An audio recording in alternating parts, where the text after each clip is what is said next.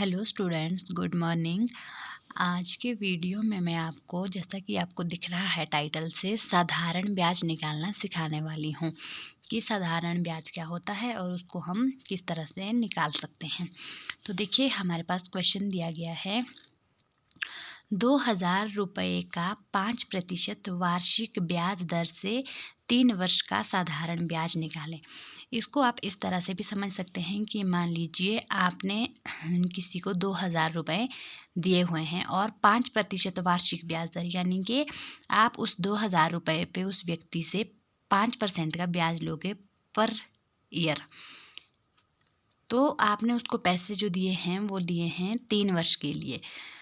तो अगर आप ये निकालना चाहो या फिर ये समझना चाहो कि 3 वर्ष बाद वो व्यक्ति आपको कितने रुपए मतलब वापस करेगा, तो उसको हम ईज़िली निकाल सकते हैं एक फॉर्मूले के द्वारा। तो साधारण ब्याज को निकालने का जो फॉर्मूला है वो है मूलधन, नहीं, पहले हम लिखते हैं साधारण ब्याज। साधारण ब्याज इज इक्वल टू मूलधन गुणा दर गुणा समय और बटे में कर देंगे 100। तो अब हमें इसके लिए पता होना चाहिए कि मूलधन क्या होता है, दर क्या होता है और समय क्या होता है। चलिए पहले जानते हैं कि मूलधन क्या होता है। मूलधन को हम इंग्लिश में प्रिंसिपल कहते हैं, इसको पी से भी डिनोट करते हैं।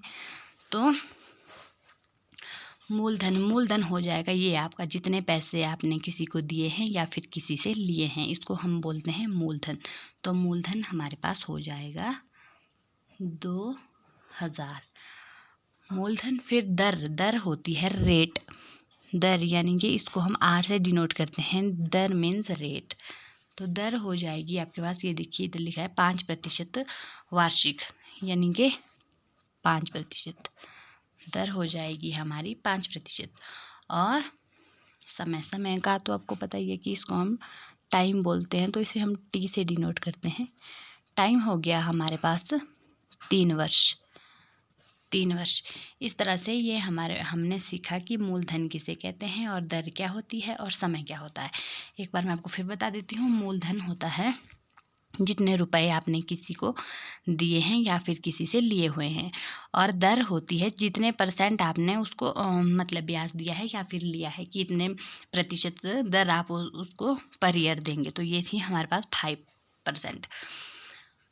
अब नेक्स्ट है समय कि कितने वर्ष के लिए आपने किसी को पैसा दिया है या फिर किसी से पैसा लिया हुआ है, तो वो है 3 वर्ष के लिए। अब हमें अगर इसका साधारण ब्याज निकालना है तो इसका फॉर्मूला हमारे पास ये आ गया, मूलधन गुणा दर गुणा समय बटे 100। तो अब हम इसकी वैल्यू भर देंगे। तो सबसे पहले हमारे पास जो मूलधन है उसकी वैल्यू हो गई 2000 गुणा दर, हमारे पास है दर, देखिए आर है हमारे पास 5, गुणा फिर समय हो गया हमारा 3, बटे में कर देंगे हम, जैसा कि सूत्र में दिया हुआ है 100। इस तरह से हमें पहले संख्या जमानी है कि हमें पहले इसको लिखना कैसे है, फिर उसके बाद हम इसे सॉल्व करेंगे। पहले ये ऐसे होगा, देखिए मूलधन की जगह मूलधन भर दिया, फिर दर भर दिया और फिर समय भर दिया। ठीक है। अब हमें इसमें देखना है कि इसमें कौन कौन सी चीज़ें आपस में कट होती है। जैसे इधर हमारे पास 2 जीरो है, इधर भी 2 जीरो है, तो ये 2 जीरो से हमारी ये 2 जीरो कट हो जाएगी। फिर हमारे पास बच जाता है 20 गुणा 5, 5 गुणा 3 को अगर हम डायरेक्ट कर देंगे तो 5 3 15, ये हो गया हमारे पास 20 गुणा 15। अब आप इसका ये भी कर सकते हैं 20 गुणा 15, ये देखिए 0,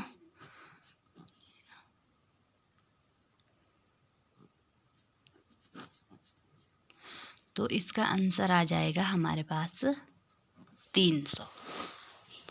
मतलब हमें ब्याज कितना देना है, 300 हमें साधारण ब्याज देना है 3 वर्ष के बाद इस 2000 के ऊपर।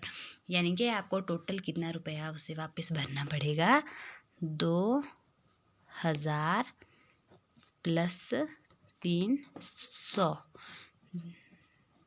यानी कि आपको 3 वर्ष के बाद उस व्यक्ति को देने होंगे 2300 रुपया।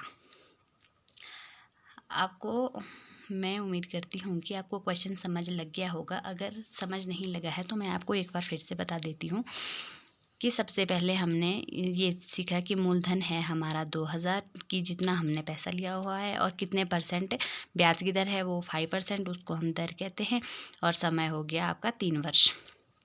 तो साधारण ब्याज का फॉर्मूला है मूलधन गुणा दर गुणा समय इंटू 100। तो अब हमें सिंपल क्या करना है, इसकी जगह इसकी वैल्यू भर देनी है। तो मूलधन की जगह हमने मूलधन भर दिया 2000, फिर दर भर दी हमने 5% और समय भर दिया हमने 3 वर्ष, फिर हमने बटे में कर दिया 100। फिर हमने देखा कि इसमें से 2 जीरो के साथ 2 जीरो कट होती है, तो इसको हमने कट कर दिया। फिर बचता है हमारे पास 20 गुणा 5 गुणा 3, तो 20 हमने लिख दिया, 5 गुणा 3 हमने डायरेक्ट कर दिया, 5 3 हो गया 15। फिर अगर हम ये देखिए, इसका मैंने पूरी तरह से किया हुआ है ताकि आपको अच्छे से समझ आए। 20 गुणा 15 को अगर हम हल करते हैं तो ये हमारे पास आ जाता है 300। यानी कि आपको इस 2000 के ऊपर 300 का ब्याज देना पड़ेगा आफ्टर 3 ईयर्स। तो अगर हम देखना चाहें कि टोटल कितना अमाउंट हमें रिटर्न करना है, तो हम इस 2000 के साथ 300 को प्लस कर लेंगे, यानी कि टोटल अमाउंट हमारे पास आ गया 2300। तो आपको 2300 रुपया रिटर्न करना पड़ेगा अगर आपने किसी से लिया हुआ है। आई होप आपको वीडियो अच्छी लगी होगी। वीडियो अच्छी लगी हो तो चैनल को सब्सक्राइब और वीडियो को लाइक शेयर ज़रूर करें। Thank you so much.